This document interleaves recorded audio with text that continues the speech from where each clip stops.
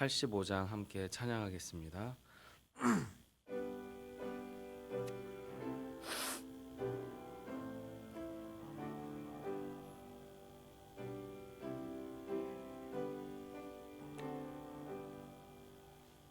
그 주를 생각만 해도 이렇게 좋거든. 주 얼굴 볼 때에야 얼마나 좋으랴. 만민의 그 주 예수의 귀하신 이름은 천지에 있는 이름 중 비할 데 없도다. 참 회개하는 자에게 소망이 되시고 구하고 찾는 자에게 기쁨이 되신다. 예수의 넓은 사랑이 어찌다 말하랴. 주 사랑 받은 사람만 그 사랑 알도다. 사랑의 그 주 예수여 내 기쁨 되시고 이제로부터 영원히 영광이 되소서. 아멘.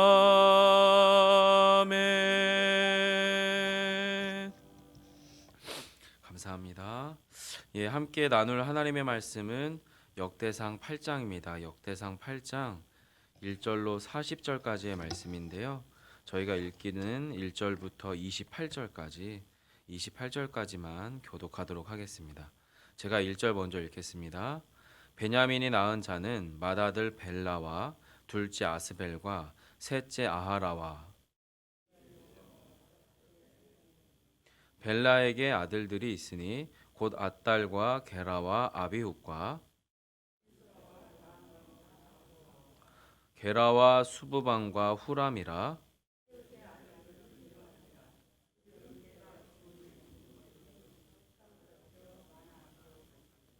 곧 나아만과 아이야와 게라이며 게라는 또 우사와 아이훗을 낳았으며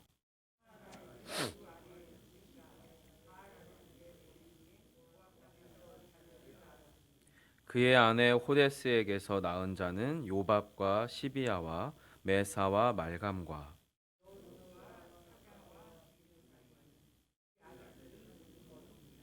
또 그의 아내 후심에게서 아비둡과 엘바알을 낳았으며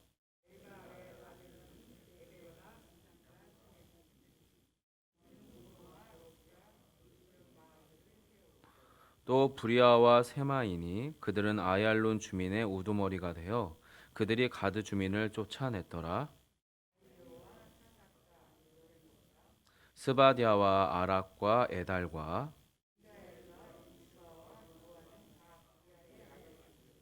스바디아와 무슬람과 히스기와 헤벨과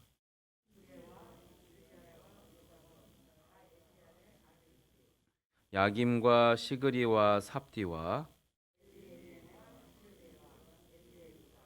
아다야와 브라야와 시무랏은 다 시므이의 아들들이요 압돈과 시그리와 하난과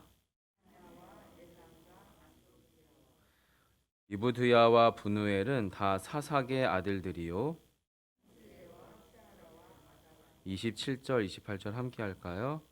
야레시아와 엘리야와 시그리는 다 여로함의 아들들이니 그들은 다 가문의 우두머리이며 그들의 족보의 우두머리로서 예루살렘에 거주하였더라. 아멘. 예, 수고하셨습니다. 예, 엄청 낯선 것 같아요. 역대상 한 5만 번 정도 읽으면 익숙해지려는지 아직은 어색합니다. 예. 오늘 설교를 준비하면서요, 조금 이상하다라는 느낌을 가졌어요. 왜 그러냐면 여러분이 지금 8장에서 베냐민 자손의 계보를 읽고 계신데, 요 비슷한 이름 몇 가지가 여러분이 읽으신 8장 바로 앞에 7장에 등장을 해요. 역대상 7장 6절부터 12절에서 베냐민 지파에 대한 간략한 계보가 등장을 합니다. 이미 읽으셨던 분은 기억이 나실 테고 혹시 읽었어도 기억이 안 나도 이상하지 않습니다. 왜냐하면 이름들이 낯서니까. 네, 어쨌든 7장에 등장을 해요. 그리고 여러분이 읽으신 이 8장 넘어가서 9장 35절부터는 이 베냐민 지파의 계보 중에서 특별히 베냐민에서 누가 나왔냐면 사울이 나왔거든요. 사울 왕. 이스라엘의 초대 왕 사울이 등장을 하는데 이 사울의 계보가 또 이 역대상 9장에 등장을 한단 말이에요. 저 그래서 질문이 생겼어요.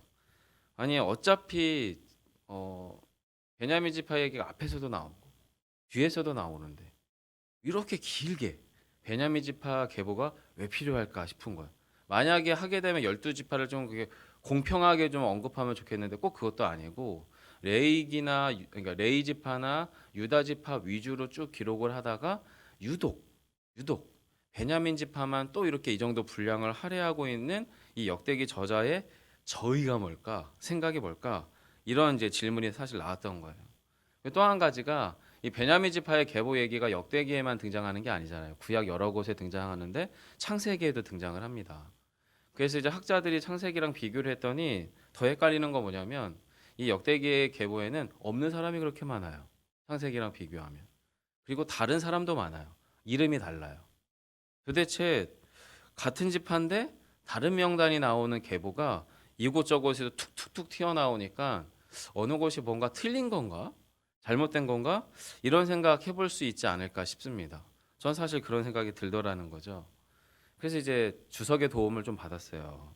그랬더니 주석에서 이제 몇 가지의 힌트를 조금 저희가 같이 얻을 수 있는데 첫 번째는 이 베냐민 지파라고 하는 지파가 이렇게 소상하게 언급된 이유가 다른 지파에 비해서 유독 베냐민 지파가 이렇게 좀 길게 역대기에서 다루어지는 이유가 포로기 이후.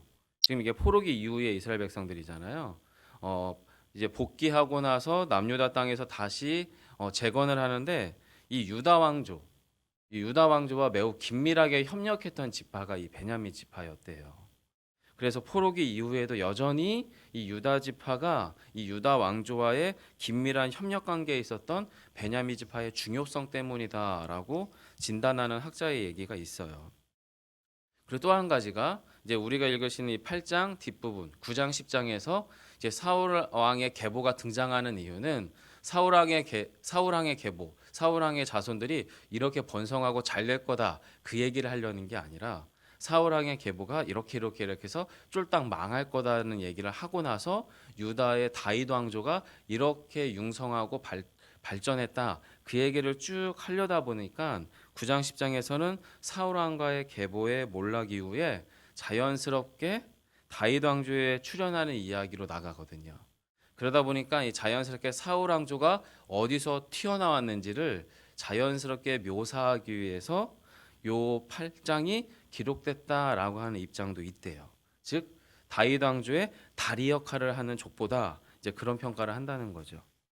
세 번째 이야기도 있어요. 실제로 이 포로기 시대 때 이 베냐민 지파 사람들이 다양한 지역에 흩어져 살았대요. 예전에 우리 베냐민 지파의 원래 땅이 아닌 곳에서도 흩어져 살았다고 하네요. 자, 그래서 이 실제 포로기 시대에 다양한 지역에 흩어져 사는 이 베냐민 지파의 사람들의 영향력을 여전히 끼치면서 살아갈 거죠. 왜냐하면 곳곳에서 보면 우두머리 노릇을 했다고 하니까 잘 나갔다는 거죠. 이렇게 잘 나가고 영향력을 끼치며 다양한 지역에 흩어져 살던 이 주요 베냐민 지파가 원래 뿌리는 하나다. 공통된 기원을 언급하기 위한 의도도 있었다라고 해석을 합니다. 학자들의 해석을 존중합니다. 합리적이니까. 하지만 정말 그렇게 됐는지는 사실 저는 잘 모르겠습니다. 제가 궁금한 거는 가서 역대기 저자한테 물어봐야 되겠지만 알 수가 없으니까 저희는 학자들의 도움을 받아서 이제 본문을 조금 그래도 합리적으로 바라볼 필요가 있는 거죠. 그런데 어쨌든 오늘 이 본문에서 여러분이 애워지지도 않는 사람들의 이름을 암기하기 위해서 성경을 여러 번 읽으실 필요는 예, 있지요. 예, 목사니까 있다고 얘기해야겠지만, 네, 읽으시면 좋습니다. 주무시거나 잠이 안 오실 때 여러 번 읽으시면 헷갈려서 잠이 잘 올 수도 있을 것 같은데, 자, 오늘 본문에서 저는 사람의 이름을 기억하는 것, 그렇게 중요하지 않을 것 같아요. 하지만 한 가지는 꼭 기억하셔야 돼요. 예를 들어서 저 같은 질문을 할 사람이 있겠잖아요. 베냐민의 계보가 여기저기 등장하는데 왜 이름이 달라? 그리고 빠진 사람은 왜 이렇게 많아? 이런 질문을 할 수 있단 말이에요. 자, 그런데 여기에 대해서 우리가 꼭 기억하셔야 될 게 뭐냐면 다른 베냐민 지파의 계보와 오늘 본문의 역대상에서의 계보를 비교하면서 기억하셔야 될 것은 이름이 생략될 수 있죠. 그리고 동인 이명, 같은 사람인데 다른 이름을 가지고 있는 사람들이 등장해요. 오늘 본문에서. 이것은 여러분 계보, 이 족보의 불확실성이나 사실관계가 잘못된 건가라고 하는 게 아니라는 거예요. 그런 의미가 아니라 역대기라고 하는 성경을 기록한 저자의 기록 목적, 또한 이 역대기를 처음 읽어보던 1차 독자들을 고려한 역대기 저자의 매우 정밀한 기술 방식이다는 거. 사실관계의 오류가 아니라는 거예요. 그리고 이것이 생략된 것이 불완전한 계보이기 때문이 아니라는 거예요. 이 계보의 기록의 가장 일차적인 기록 목적과 이 계보를 읽으면서 그 안에서 무언가 하나님과 자신들에 대한 뜻을 발견하기 위한 독자들에 대한 매우 정밀한 고려가 되어 있는 본문이다라고 하는 것을 기억해 주시면 됩니다. 자, 그렇다면 저희들 역시도 수천 년이 지나서 이 역대기의 8장에 정말 익숙하지도 않은 이름을 쭉 열거하고 있는 족보를 보면서 오늘 저희는 이 본문에서 무엇을 발견하고 오늘 우리 각자에게 말씀하시는 하나님을 어떻게 발견할 수 있을까요? 저는 개인적으로 오늘 본문에서 사람 이름이 주목된 게 아니라 그들이 거주하던 지명에 대한 언급이 주목이 됐어요. 뭐 땅의 이름이 뭐가 특별해서가 아니라 사람은 땅에서 살아가는 거구나. 그리고 그들은 그곳에서 생존하기 위해서 정말 치열하게 분투했구나라는 거예요. 포로 이스라엘이 남유다가 멸망하기 전에도 그들은 그 땅에서 살아남기 위해서 열심으로 최선을 다해 살았을 거고요. 그리고 70년이 지나서 아버지를 따라왔든 할아버지를 따라왔든 아니면 아버지와 할아버지를 다 잃고 이곳이 우리 할아버지, 우리 아버지가 살던 땅이라고 하더라라고 하면서 호를 단신으로 돌아왔든 간에 그 땅에서 그들이 새롭게 거주한다는 것은 살아남기 위해서 분투했다는 걸 말하는구나 라는 것을 느껴요. 그러면서 베냐민 지파는 살아남아도 너무나 잘 살아남았다는 것을 본문 곳곳에서 사실은 보여주죠.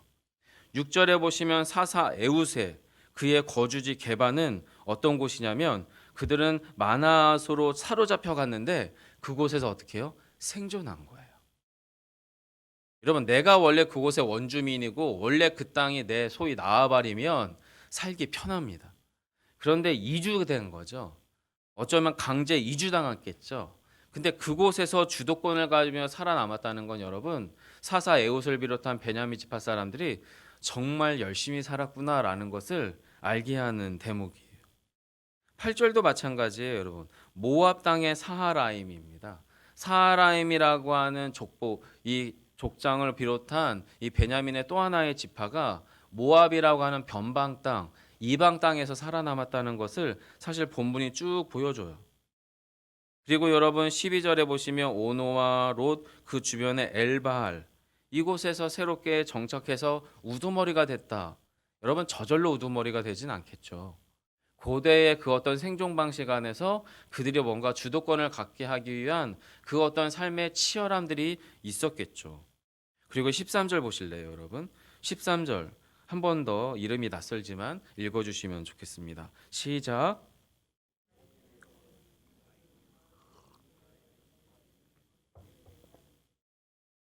네, 그들이 가드 주민을 쫓아냈더라.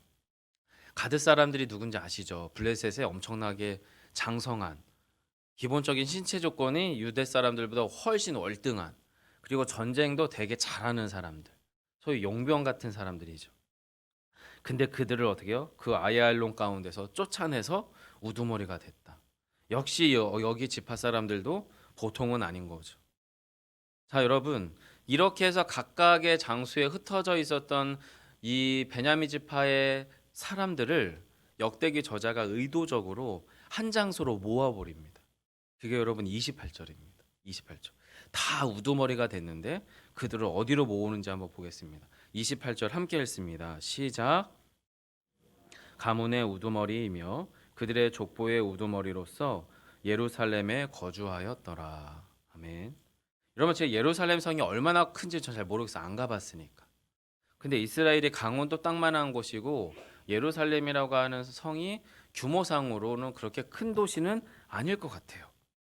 자, 그런데 지금 베냐민 지파의 곳곳에서 나름대로의 주도권과 영향력을 가지고 잘 뿌리내린 베냐민 지파의 우두머리들이 지금 역대기 저자는 어디에 거주했다고 말하냐면 예루살렘에 거주했다라고 묘사하고 있습니다. 자, 근데 여러분, 정확하게 그들이 예루살렘에 거주했다는 게 무슨 의미인지는 추가적인 설명이 없으니까 잘 몰라요.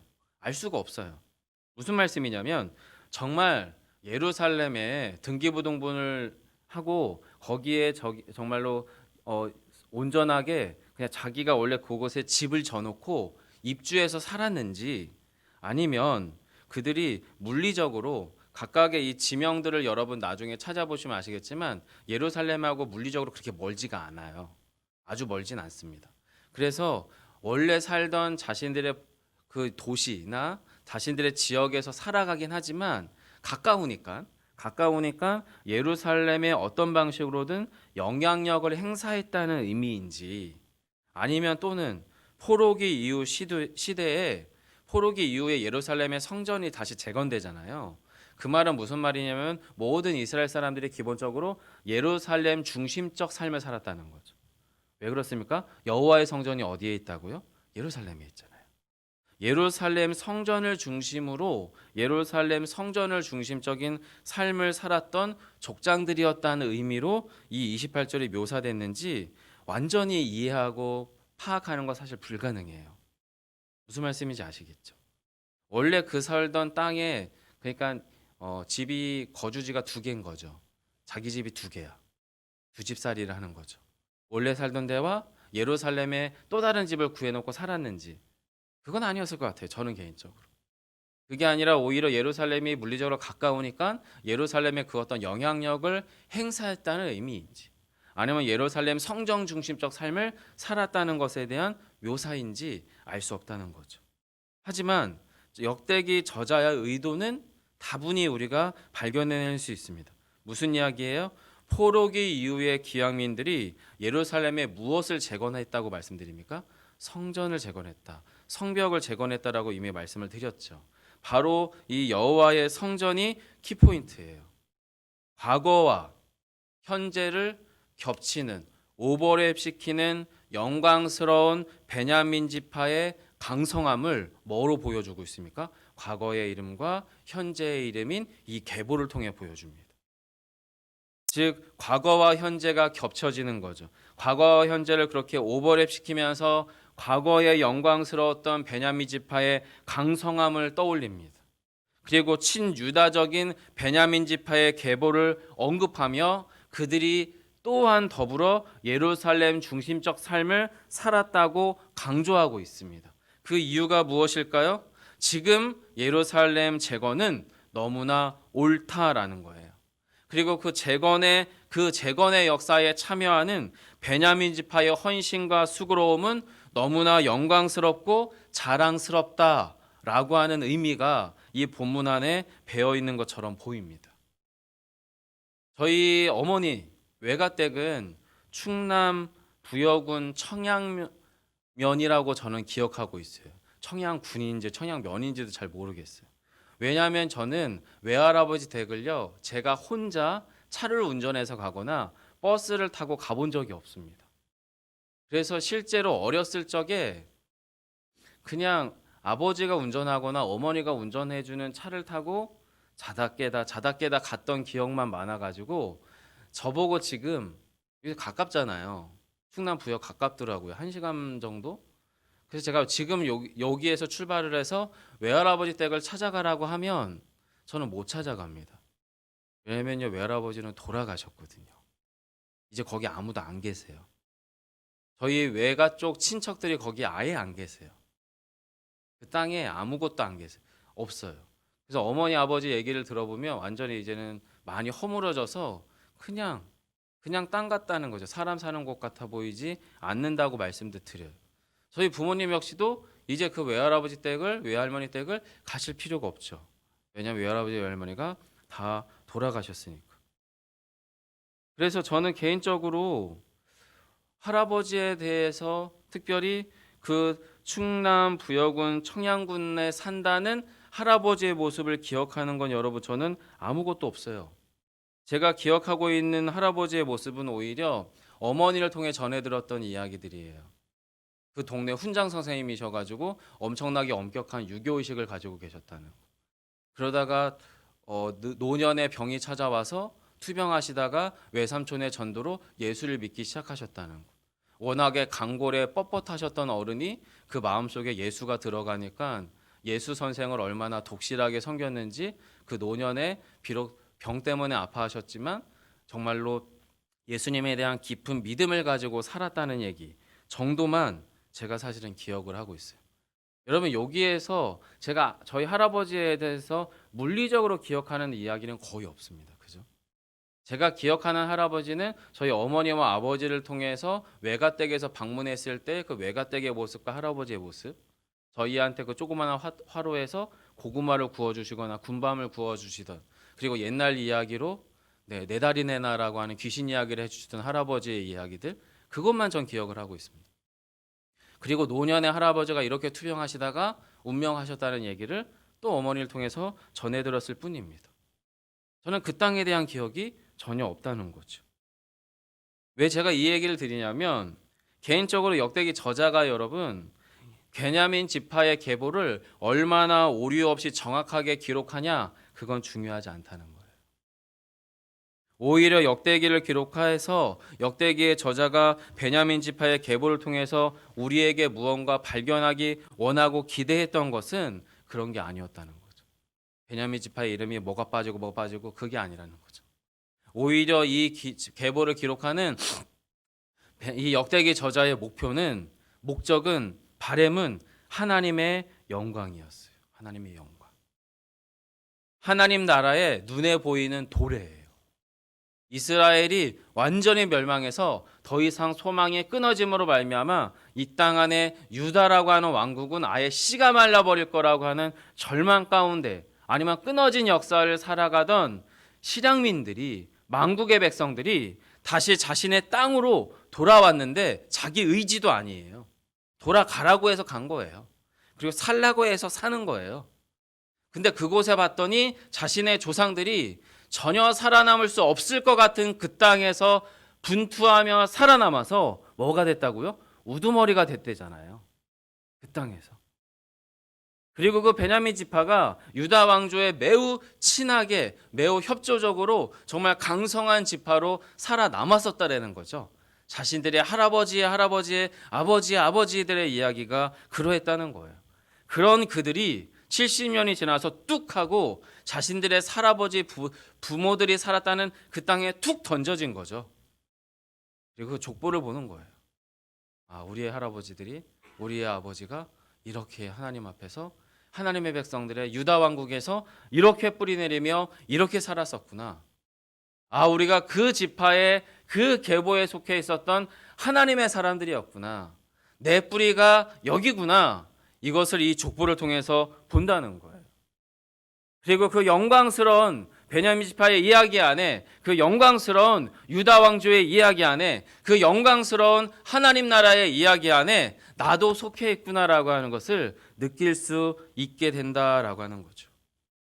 그래서 저는 이 계보를 통해서 역대기 저자가 저와 여러분 가운데 보여주길 원하는 것은, 아, 나도 내 인생 역시도 하나님의 이 놀라운 구원의 역사 이야기 안에 초청되어 있구나라고 하는 것을 확신하는 거라고 믿습니다. 왜요? 저의 신앙의 뿌리는 저희 외할아버지와 저희 부모님과 저희 친할머니와 저희 아버지로부터 출발하거든요. 저희 친할머니가 위암이라고 하는 암투병 중에 무당이셨대요. 이걸 제가 이번 추석에 처음 알았습니다. 저희 친할머니가 무당이셨대요. 동네에서. 충남 부여군 은산면에서.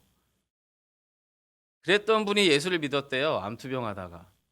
그러면서 유언으로 너네는 꼭 예수를 믿으라고 하셨대요. 그래서 저희 아버지 어머니가 신앙을 처음 시작했다고 하십니다. 그래서 제가 이제 세 번째 신앙생활을 하게 되는 거죠. 저는 저희 외할머니나 친할머니, 외할머니 얼굴은 기억하지만 친할머니 얼굴은 기억조차 못합니다. 제가 어릴 때 돌아가셨어요. 근데 뭐를 기억하는 거예요? 우리 부모님 세대, 할아버지 세대가 이렇게 신앙생활을 했더라라는 거는 기억합니다. 어렸을 때 그것이 그렇게 크게 들어오진 않았어요. 솔직히. 아, 그랬다구나. 아, 네. 하지만 어느새 제가 신앙을 갖고 진지한 신앙에 고민을 하다가 어느덧 목사가 됐는데, 그리고 나서 듣는 저희 친할머니의 이야기와 저희 외할아버지의 마지막의 모습은 저에게 좀 깊게 들어오죠. 여러분, 우리가 신앙생활을 하는 이유가 뭘까요? 물론 우리가 이 새벽에 나와서 오늘 해결해야 될 우리의 시급한 문제를 해결하는 것도 중요해 보여요. 그리고 오늘 주님 이것 좀 문제 해결해 주세요라고 하고 정말 우리가 뜨겁게 기도해야 될 기도 제목이 우리의 인생 가운데 있는 것 당연하다라고 저는 생각을 합니다. 하지만 여러분, 우리가 신앙생활을 해야 되는 본질적인 이유가 지금 당장 눈앞에 있는 나의 문제 해결을 위해서라면, 진짜 당장 내 눈앞에 있는 그 문제 해결을 위해서라면 죄송하지만 예수 안 믿으셔도 돼요. 오히려 세상의 방식이 훨씬 가깝고 훨씬 그 문제 해결을 위해서는 쉽습니다. 적당한 편법, 적당한 과장, 모든 수단을 동원한 강압과 설득, 그리고 특별히 폭압과 힘이 있다면 지금 현재 여러분의 문제 해결은 훨씬 쉽습니다. 하지만 나의 아들의 아들, 그리고 또 그 아들의 그 아들, 또 그 아들의 그 아들, 한 4대, 5대 정도만 흘러간다면 그런 편법이 난무했던 우리의 인생을 그들은 여러분 어떻게 기억할까요? 하나님 없이, 하나님을 기억하지 않고 내가 오늘 살아남기 위해서 난무했던 내 삶에 하나님 없음을 과연 우리의 그들은 어떻게 기억할까 하는 겁니다. 그렇게 살아간다면 향남 땅에서 뿌리를 내리고 살아가는 저와 여러분을 우리의 후손들은 과연 기억하겠습니까? 저는 외할아버지가 충남 청양군에서 어떻게 살았는지 기억하지 못합니다. 그 땅의 할아버지는 기억 못해요. 하지만 명절이나 방학 때 찾아가던 외할아버지, 그리고 지독히 유교적 사고방식에 묶여 있었던 훈장 선생이었던 그분이 예수를 믿고 그의 노년을 하나님께 온전히 의탁했다는 그 얘기 정도만 기억을 해요. 여러분, 오늘 족보에서도 보시면 아시겠지만 사울 왕의 계보가 등장하잖아요. 29절부터. 왕이란 말이 하나도 등장하지 않아요. 왕의 계보잖아요. 왕의 계보. 사울 왕과의 화려한 계보가 없어요. 분명히 여러분 몇 대에 걸쳐서 세상을 호려하던 기세 높은 사울 왕가예요. 기본적으로 아우라가 있는 계보였단 말입니다. 사울 왕가가. 근데 역대기의 저자는 그 아우라와 그 화려함이 그렇게 중요하지 않았나 봐요. 그냥 위에 있는 베냐민 지파의 다른 가문과 별반 다를 바 없이 그냥 기록할 뿐이에요. 오히려 그가 강조한 것은 무엇이냐면 베냐민 지파가 역사 속에서 사라지지 않고 다시 역사의 한복판에 등장한 이유는 하나님의 영광을 위하여 그 지파가 기꺼이 참여했다라고 하는 것입니다. 성도 여러분, 물론 우리는 오늘을 위해서 또 오늘의 그 무엇을 위하여 기도해야겠습니다. 하지만 우리가 우리를 위해서가 아니라 우리 이후를 위해서 기도하는 것을 여러분 멈추지 말아 주십시오. 오늘 나의 온전한 복음 중심의 신앙은 나만을 위한 신앙이 아닙니다. 우리의 자녀에게 답이 되기 위한 신앙생활입니다. 지금 내가 주님 앞에 오롯한 신앙인으로 분투해야 되는 이유는 이 땅 안에 또 다음 세대의 교회에게 답을 주기 위해서라는 겁니다. 내가 오늘 잘 살기 위해서는 예수 안 믿는 게 훨씬 쉽습니다. 하지만 우리의 다음 세대에게, 우리의 다음 세대의 교회에게 답이 되는 신앙인이 되시기를 지금 이 역대기 저자는 우리에게 도전하고 있다라는 거죠. 그래서 소망해요. 우리가 지금 현재 그리고 오늘 믿음의 씨앗을 던지는 것을 멈추지 않는다면 오늘 저희는 그 하나님의 영광에 참여하고 있는 겁니다. 하나님 나라의 계보에 우리도 속해 있는 겁니다. 여러분, 우리가 그렇게 그 씨름 안에, 그 헌신 앞에 멈추지 않고 흘러가기를 소망합니다. 그 믿음으로 오늘을 도전하시는 저와 여러분 되시기를 간절히 원합니다. 기도하겠습니다. 살아계신 아버지 하나님, 감사합니다. 고맙습니다.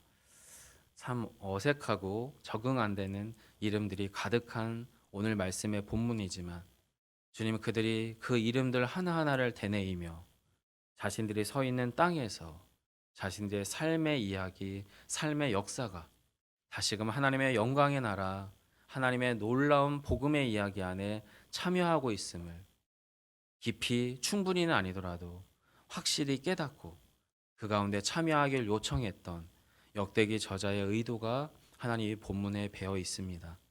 하나님, 저희의 오늘의 삶을 주님께 의탁합니다. 그렇게 화려해 보이지 않고 여전히 오늘 당장 해결해야 될 시급한 문제 상황들이 많지만 주님, 그것들 때문에 하나님 나라의 정신을, 복음의 이야기를, 놀라운 예수 그리스도의 생명의 이야기를 놓치지 않도록 주여 저희 안에 은혜를 더하여 주옵소서. 하나님, 그래서 오늘 나의 순전한 신앙이 우리의 자녀에게, 우리의 자녀의 자녀들에게, 우리의 자녀 세대들의 교회에게 답이 될 수 있는, 길이 될 수 있는, 도전이 될 수 있는 이 놀라운 하나님 나라의 계보에 주여 저희가 순전히 참여하는 오늘 한날 되게 하시기를 간절히 소망하오며 예수님 이름으로 기도합니다. 아멘. 하늘에 계신 우리 아버지여, 이름이 거룩히 여김을 받으시오며 나라의 마옵시며 뜻이 하늘에서 이룬 것 같이 땅에서도 이루어지이다. 오늘날 우리에게 일용할 양식을 주옵시고 우리가 우리에게 죄 지은 자를 사하여 준 것 같이 우리 죄를 사하여 주옵시고 우리를 시험에 들게 하지 마옵시고 다만 악에서 구하옵소서. 대개 나라와 권사와 영광이 아버지께 영원히 싸움나이다. 아멘. 함께 나눈 말씀은 기억하며 기도해 주시고요. 오늘은 우리의 교회 공동체와 또 우리 담임 목사님과 모든 부교역자들을 위해서 기도해 주세요. 정말로 이 시대 또 이곳 가운데 있는 교회가 또 이 시대 이곳 가운데 있는 교회에 쓰임 받는 저희 담임 목사님과 우리 교역자들이 진실로 하나님의 복음 안에 생명의 이야기 안에 기꺼이 참여하는 귀한 하나님의 사람들이 될 수 있도록, 그러한 우리의 교회가 될 수 있도록, 그래서 우리의 다음 세대의 교회들에게 길이 되고 또 아름다운 생명의 답을 줄 수 있는 교회 될 수 있도록 좀 같이 기도해 주시고요. 여러분의 개인 기도하시다가 돌아가도록 하겠습니다. 기도합니다.